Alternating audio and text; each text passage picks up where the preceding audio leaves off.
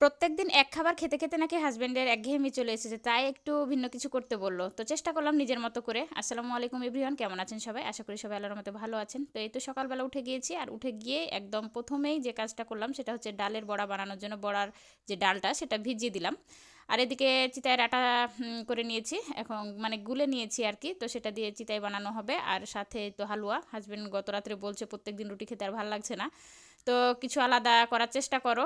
একেক দিন হয়তোবা সুজি করলা বা হালুয়া করলা বা চিতাই করলা তার সাথে। তো ওর কথা মতো চেষ্টা করলাম যে ঠিক আছে বানিয়ে দেবো। আর এটা হচ্ছে গত দিনের যে খাসির মাংসটা কষিয়ে নিচ্ছিলাম। আজকে কষাবো আর কষাবো না, মানে বেশি কষালে আবার ভাজা ভাজা হয়ে যাবে। তো আজকে একটু গরম করে নিলাম, দেন ফ্রিজে রেখে দিব, যেদিন রান্না করবো সেদিন একবারে বের করবো। তো এদিকে হালুয়াটা হয়ে গেছে, নামিয়ে নিলাম। আর এই তো এখন চিতাইগুলো বানিয়ে নিচ্ছিলাম।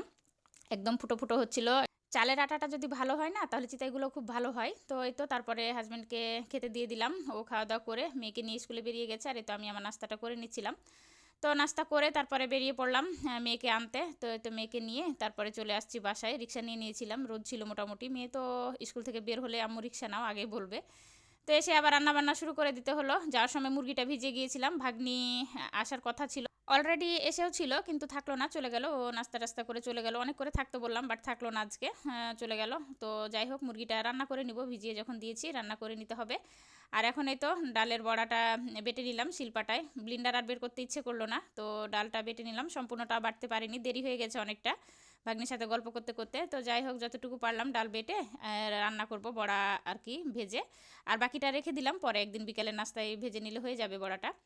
তো যাই হোক এই তো তারপরে রান্নাবান্না শুরু করে দিয়েছি। একদিকে বড়া ভাজতে দিয়েছি আর আরেকদিকে তো মশলা কষিয়ে নিচ্ছি মুরগির জন্য। আর সবথেকে বড় কথা কি জানেন, আজকে মুরগিটা রান্না করব টমেটো দিয়ে।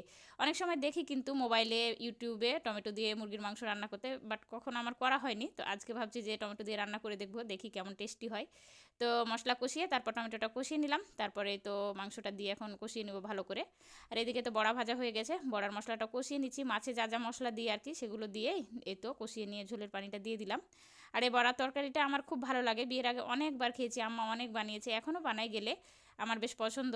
তো নিজে আর করে খুব একটা বেশি খাওয়া হয় না, বাটাবাটির ঝামেলা ভালো লাগে না। তো এই তো মাঝে মাঝে করি অনেক দিন পর পর।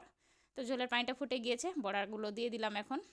এটা একটু ঝোল থাকা অবস্থায় বন্ধ করে দিতে হবে, নাহলে আবার বড়াতে একদম ঝোল শুষে নেয়। আর এদিকেই তো মাংস কষিয়ে তারপরে ঝোলের পানি দিয়ে দিলাম, ঢেকে দিলাম। ওইদিকে মাংসটা রান্না হতে থাক। আর এই যে ঝোলের পানিটা কমে এসেছে বড়ার, চুলাটা বন্ধ করে দিয়েছি। আর এই যে নামিয়ে নিলাম। এই ঝোলগুলো একটুও থাকবে না, একদম শুকনো হয়ে যাবে। তো ফাইনালি এই তো বড়া রান্নাও শেষ, এদিকে মাংস রান্নাও শেষ। দুপুরের খাওয়া দাওয়ার পালা এখন। দুটোই প্রিয় তরকারি। মাংস কার না পছন্দ বলেন তো? তবে মাংস থেকে আমার এই তো বড়াটা বেশি পছন্দ। তো দুইটা তরকারি দিয়ে খেয়ে নিচ্ছিলাম। তো আজকের ভিডিওটি এ পর্যন্তই। সবাই ভালো থাকবেন। আল্লাহ হাফেজ।